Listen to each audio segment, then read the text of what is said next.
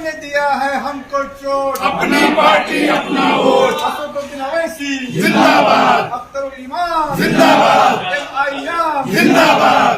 अख्तरुल ईमान साहब ने जिस ईमानदारी के साथ तमाम मसाइल को उठाया है, बिहार की तारीख में सीमांचल से कोई नेता आज तक सीमांचल के मुद्दे पर इतने खुलकर के बात नहीं आप लोग गवाह हैं। आप कोई भी मुद्दा देखिए, सिर्फ ऐसा नहीं है कि सिर्फ सीमांचल का ही मुद्दा।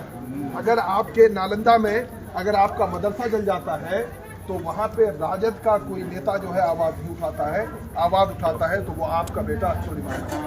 जी आप देख रहे हैं पूरे बिहार के मजलूम लोगों की कमान जो है अख्तरुल ईमान, उनको जो जिता करके अमोर में भेजा गया। एक तरफ तो ये बात है कि वो आपकी आवाज है, दूसरी तरफ हमारे लोगों को ये बताना बहुत जरूरी है कि आवाज उठाने से होता क्या है।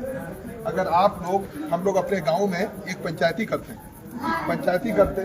अगर महमूद के खिलाफ पंचायती कर रहे हैं, जैद पर जुल्म हो गया और एक आप अकेले आदमी हैं जिसके गवाह हैं कि जैद पर जुल्म किया है महमूद ने, और अगर आप खामोश रह गए तो क्या जैद को कभी इंसाफ मिल पाएगा? नहीं मिल पाएगा ना। क्यों?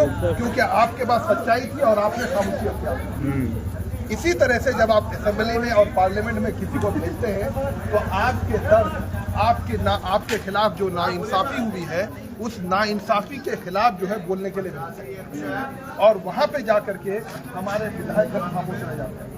अख्तरुल ईमान साहब वो पहले नेता है जो हमारे इलाके के जा करके वहाँ पे अपने इलाके के दुख दर्द को ताकत के साथ बयान किया है।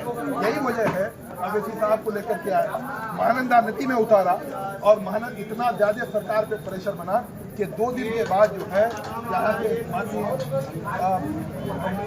मंत्री को जो है 207 करोड़ का फंड का जो है ऐलान करें। उसी तरह से हमारे इस पूरे इलाके में ये जो नीचा इलाका है, अभी ये बंडाल बनाने की जो एक साजिश की जा रही है, जिसमें जो है लाखों लोग जो है जिनके घर जो है पानी में डूब जाने का अंदेशा है, जी इसके खिलाफ आवाज उठाने के लिए आपको नेता की जरूरत है। अगर आप बंडाल अगर बन गया तो ये समझ जाइए कि इस नदी के किनारे सैकड़ों लोग जो है पानी में डूब जाएंगे, उनके बाद भागने का भी रास्ता नहीं। ऐसे जुल्म के खिलाफ लड़ने के लिए आपको नेता चाहिए। आपको जो है भोज खाने के लिए आपको नेता नहीं चाहिए, आपको ऐसा नेता चाहिए जो पार्लियामेंट में लड़े। हमारे इलाके में हम लोग ये सोचते हैं कि नेता डॉक्टर चुने दो, मोर बेटी ब्याह हो हमारा दावत करने तो बोल करे। भाई हम अपनी बेटी की शादी के लिए उनको नहीं चुने, हम उनको चुने हैं जाकर के असेंबली में और पार्लियामेंट में जाकर के हमारे दर्द का दवा खोजे। तो उस दवा खोजने में अख्तरुल ईमान साहब आज के दिन में नंबर 1।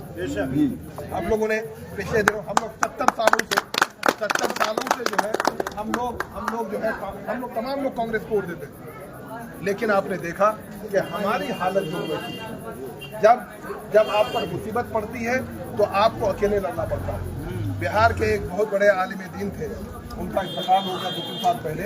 उन्होंने एक बात कही थी कि मुसलमानों, तुमको किराए में डंडा मिल सकता है लेकिन बाजू तुमको अपना पैदा करना है। आज तक हम लोगों ने जो लड़ाई लड़ी है, हम लोग कभी जो है लालू के पीछे छुपे सोचे कि लालू हमारी हिफाजत करेगा, कभी नीतीश के पीछे छुपे सोचे कि नीतीश हमारी हिफाजत करेगा, कभी कांग्रेस के पीछे छुपे सोचे कि कांग्रेस हमारी हिफाजत करेगा, और हमारी हिफाजत सिर्फ और सिर्फ अल्लाह कर सकता है। हम किसी से डरने वाले नहीं। जब हम किसी से डरने वाली कौम नहीं है तो फिर हमको मुत्तहिद होकर के लड़ना पड़ेगा। उस लड़ाई का क्या तरीका हो सकता है, ये जो है जो हमारे पार्टी के जो लोग हैं, ये तमाम लोग, सदर साहब ने हमें कहा है कि आप जाकर के जो पार्टी के लोग हैं उनसे जाकर के मुलाकात कीजिए और कहिए कि साहब यहाँ पे जो लड़ाई का जो तरीका होगा, हर घर में जो है आपको अवैसी साहब का पैगाम लेकर के जाना। उसके लिए जो है